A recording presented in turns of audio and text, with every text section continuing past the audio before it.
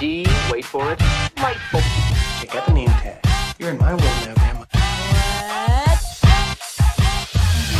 What's up, nerds, and welcome to my week in review, where I come to you every Sunday with 3 entertainment stories that I personally find interesting, and then we discuss them down below. Now, also down below, you can find the articles that I read to bring you this video, and you can read them, and judge for yourself and come up with your stuff, or you can just watch this video because I'm going to break them all down for you and everything, give you my opinion, and maybe you could just, expand on that or whatnot. But before I get started real quick, I just want to say that if you like what I do here and you enjoy independent content here on YouTube, please consider subscribing to my channel. YouTube is always changing up their algorithms, and small channels like mine usually and always get pushed to the back of the line. So I please ask that you like, share, and subscribe, and I thank you in advance. So why don't we go ahead and get started on these 3 stories and yeah, break them down. So for my first story this week, it looks like Michelle Yeoh has been cast in The Witcher: Blood Origin. Now, this, of course, is a spin-off show of the Witcher, which was a hit on Netflix. And this will be a 6-part live-action limited series, and it will serve as a prequel, like I just said. And to The Witcher, and it will tell its own story, one that has been lost to time, regarding the creation of the first prototype Witcher and the events that led to the pivotal conjunction of the spheres, when the worlds of monsters, men, and elves merge to become one. Now, I think that this sounds fantastic. Michelle Yeoh, if you don't know who she is, she was in Crouching Tiger, Hidden Dragon, great movie, Crazy Rich Asians, Last Christmas, Boss Level, and most recently, she was in Star Trek Discovery, where her character ended up leaving the show. She ended up leaving the show. I don't know if that was by her choice or whatnot. I don't know all that stuff. I just know that her character is no longer on the show. Anyways, so she will be playing a character named Scian. I'm just going to say Scian. I don't know if that's how you pronounce it. I don't care if I got it wrong. Anyways, so and Scian is described as being the very last of her nomadic tribe of sword elves, and according to her official character description, no one can come close to her artistry with the blade, and no one carries as much loss within her heart. And I think that sounds fantastic. I love Michelle Yeoh. She's so hot. Oh my goodness. I know she's an older lady, and I don't know if it's proper to say that she's hot, but she is. I think she's very hot, and she's so like elegant. I love when she's wearing dresses. I just love. I don't know. I think she's great. Anyways, but I think that this character sounds really cool. I like the whole nomadic elf thing. First off, elves are freaking cool. I like them anyways, and I think this will be really interesting to see her as an elf. And if she's using blades, she's done this plenty of times before, and I always love seeing those fun fight sequences with swords, and it'll be really interesting to see what she does here. Now, this is set in an elven world 1200 years before The Witcher, and Blood Origin will see Scian, I don't know how to launch herself into a deadly quest to retrieve a stolen sacred sword taken from her fallen tribe by nefarious means. And it sounds like her actions will have a great impact on the story, as her mission is said to change the outcome of the continent. And again, I think that this sounds really great. I like that it's a limited series, because don't get me wrong, I like the Witcher storyline, but I don't want to see it like constantly be like, told over and over again and everything, and like, see the same kind of thing. Like, I like that world, but if they keep doing these little mini series branches off, that's great. But I ain't got time for all these shows, so I'm glad that this is a mini series. That makes me happy. But if it's really good, then I'll be like, give me more, you know what I'm saying? So that is my first story of the week. And so for my second story of the week is a little tiny bit controversial, but so we've all heard about it. And if you spent any time online, you've heard about Stephen Dorff's comments. And his comments that he said they dropped on here. They dropped and they appeared online in the Hollywood Reporter this week. I believe it was on Tuesday. Don't quote me on the day. I can't remember off the top of my head. And so Stephen Dorff, so this is what it says. I'm going to read a little bit of this article to you, and then I'll just give you my thoughts on it because I do have thoughts. Now, Stephen Dorff did not hold back in a recent interview where he skewered modern superhero movies targeting specifically the upcoming Marvel film Black Widow. Although he played villain Deacon Frost in 1998's Blade, yes, a Marvel property, but distributed by New Line Cinema, the 47-year-old Dorff told the UK's Independent in a story published Monday that current superhero films are what is wrong with the business. I still hunt out the good shit because I don't want to be in Black Widow, the True Detective actor told the newspaper. It looks like garbage to me. It looks like a bad video game. I'm embarrassed for those people. I'm embarrassed for Scarlett. I'm sure she got paid $5-7 million bucks, but I'm embarrassed for her. I don't want to be in those movies. I really don't want to be in those movies. I really don't. I'll find that kid director that's going to be the next Stanley Kubrick, and I'll act for him instead. Now, I just think that what's the point of going out and criticizing people for doing good work? I mean, as if it's easy to make these movies. For every successful Marvel Cinematic Universe film, I go back and look at Elektra. I mean, no offense to people that made those movies or that movie specifically, and I understood it, but I mean, look at like the second Ghost Rider movie or look at Catwoman. I mean, it's not like this movie can't go horribly awry or anything like that.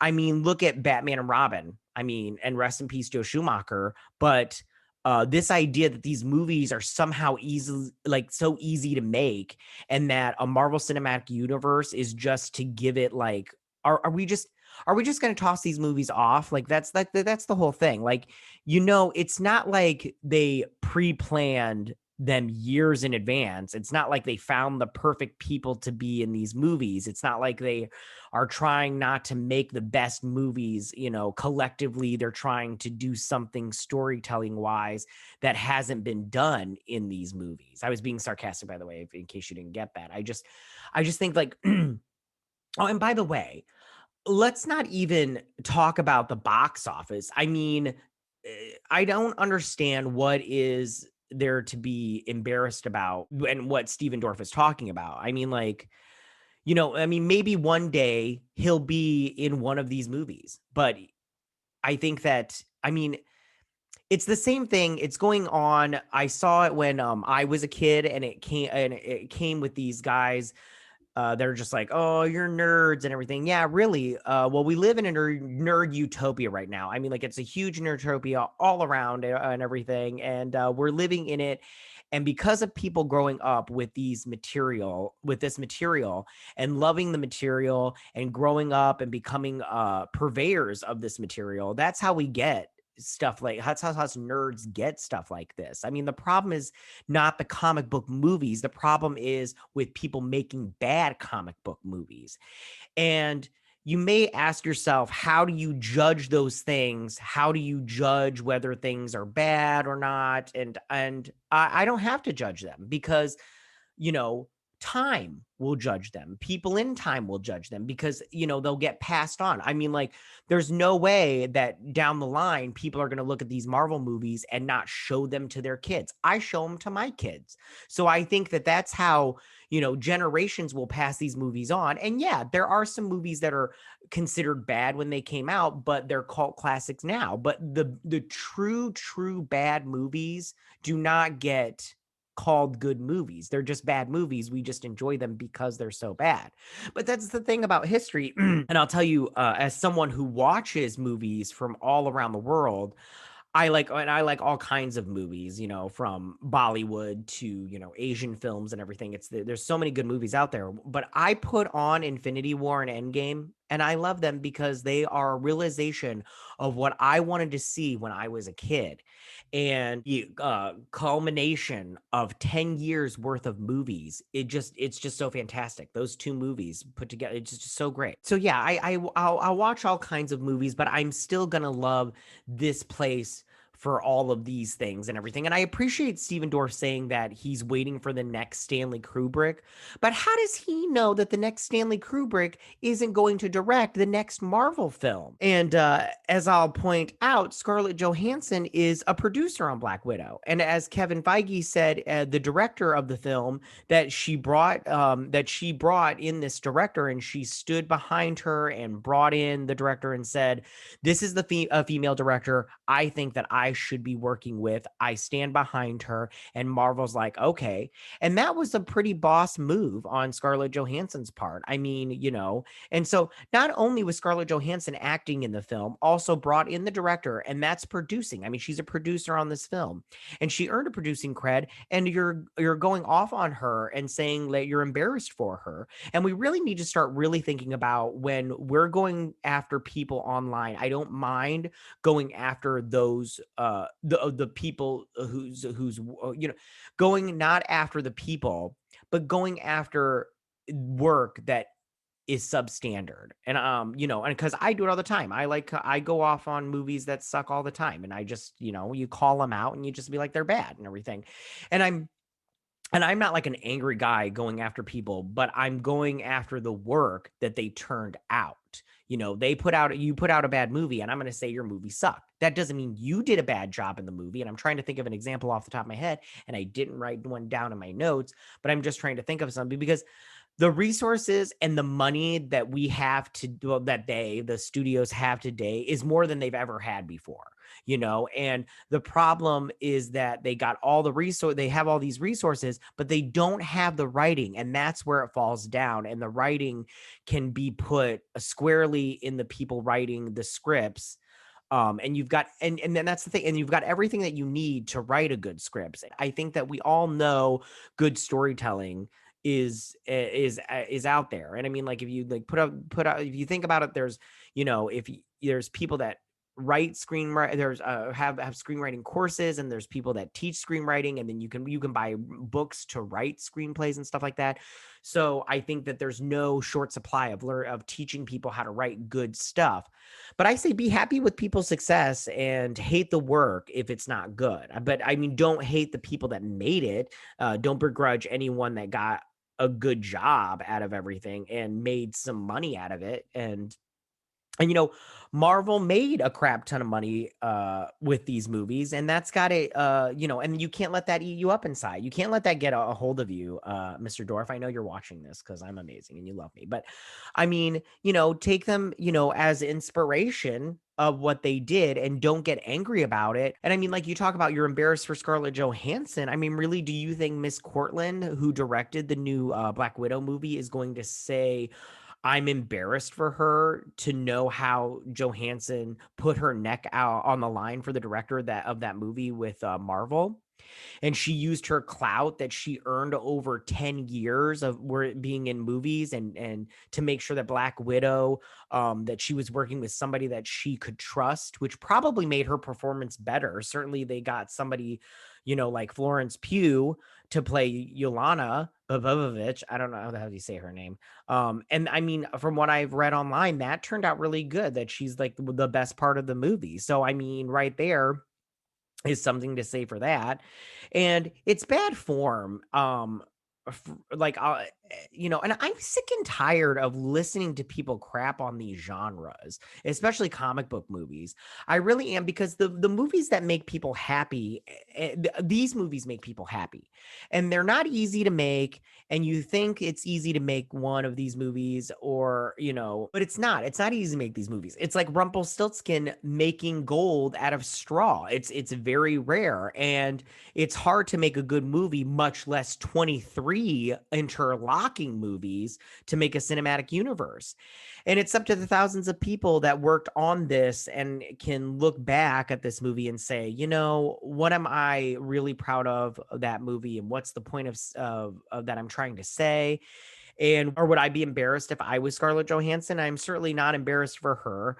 I don't think anybody else is either. And it's a really stupid thing to say. And look, if you want to save your anger and save it for bad writing, then that's where I am. Where that's where I think it's okay, and I think that's where where if you attack Scarlett Johansson, that's kind of problematic. Now, when he says it looks like a video game, from what I've understood, from what I understood, the CGI in the third act is pretty bad. So I would say I haven't seen it yet as of recording this, but when I do see it, I'll put that in my review. I'll definitely reference this whole thing because it looked very somewhat video gamey from the trailers. So as far as the cutscenes kind of go. So that is my second story of this week. Sorry, I kind of went off on a little tangent there, and I kind of I didn't write down like a bunch of my thoughts, but I wrote down some stuff. And I wanted to I wrote out bullet points and I wanted to get those out and everything. So that was my second story of the week. So for my third and final story of the week, the UK actor Taron Egerton has signed on to co-star opposite Margaret Qualley, I think that's how you say her name, in Claire Denis, I think that's how you say her last name, Nicaragua set thriller Stars at Moon, following the departure of Robert Pattinson due to other shooting commitments. And now I'm not 100% sure what his commitments were. I'm assuming it's because of the pandemic and he had to do Batman stuff that he couldn't be in this movie. But Taron Egerton has taken over for him. Sorry, I was sneezing earlier. I have a little bit of a stuffed nose, but he has taken over for him. And if you don't know Taron Egerton, then you're crazy, but he has been in Kingsman, Eddie the Eagle, and Rocket Man. All of those are very good movies. I suggest go watching them. He also voices, I can't remember his name, Tony, in Sing and Sing 2. Very good movies also. Well, I haven't seen Sing 2 yet, but Sing 1 is very good. So I suggest going to check him out in those movies. So this movie is set against the political intrigues and violence of the 1980s Nicaragua at the height of its civil war between leftist Sandinista, I don't know if I'm saying that right, revolutionaries and U.S.-backed counter-revolutionaries. And the feature is based on a U.S. writer, Denis Johnson's 1986 novel, The Stars at Noon. And Egerton is going to be playing a mysterious British oil company employee masquerading as an NGO who becomes entangled with a struggling female reporter he meets in the bar of a former luxury hotel where she occasionally turns tricks to make ends meet. That's crazy. Distracted by their passion, the pair are oblivious to the growing dangers closing in around them. And I think this movie sounds interesting. I do like Taron Egerton. I also like Robert Pattinson. He's been in a couple movies. Gosh, I keep forgetting the name of this one movie that he was in, done by the one brothers, the Safdie brothers. Oh gosh, I cannot remember the name of it. I constantly forget the name of it, but he did such a good job in that movie. I haven't seen Lighthouse yet. I saw him in all those Twilight movies, and I'm like, I don't really like him in those Twilight movies, but I didn't like those Twilight movies. So, but if you like those, I'm not judging. I'm just saying I personally didn't like them. But in that movie, the Safdie brothers movie, what is it called? It's not Uncut Gems. That's the other one. It doesn't matter. Anyways, he did a really, really good job. Like that movie made me go, he is an actor. Okay. And then he was in, that new Nolan movie. Gosh, I can't, Tenant. And I thought he did good in that too. He was my favorite part of that movie. The movie I personally didn't like that much, but he did a really good job. I did enjoy him. So I think it's kind of a bummer, but at the same time, I like Taron Egerton. I like this guy. I think he's also a talented actor. So I can't wait to see what they do. And I'll probably watch this movie at some point in time. I'm not sure. So those are my 3 stories of the week. So tell me, what do you guys think about this? How do you feel about Michelle Yeoh joining the spinoff The Witcher Blood Origin as Scian? I'm pretty sure I'm not saying that right. The Elven Swordswoman. So freaking cool. I can't wait to see her in that. And I love Michelle Yeoh. Again, she's so great. And then how do you feel about Stephen Dorff's comments about Scarlett Johansson being embarrassed embarrassed for Scarlett Johansson and Black Widow. I mean, I think it's a little ridiculous. If you're going to be embarrassed about the writing. If the writing is bad, I haven't seen the movie yet, so I have no judgment about Black Widow yet. But be embarrassed if the writing is bad, not for the work that Scarlett Johansson put in. Or do you disagree with me 100% and you think F-bomb that he can be embarrassed for her all he wants and everything? And then how do you feel about Taron Egerton taking over the place of Robert Pattinson in Stars at Noon? Have you read Stars at Noon, and what did you think about it? Is it a good book? Are you glad that Taron Egerton replaced Robert Pattinson because you feel like he'd be a better fit? Or do you wish that Robert Pattinson could still do this movie? You guys go ahead and tell me what you think. Leave all your comments in that section down below. If you like this video, go and hit that like button. You know I won't mind. If you're new to my channel, please hit that subscribe button. I would greatly appreciate it. And I will see you guys next week on my week in review. You guys have a good week. Bye. Hey nerds, if you like this video, go ahead and click that Geek What icon and subscribe. And if you like this video, go ahead and join me every Sunday with my week in review.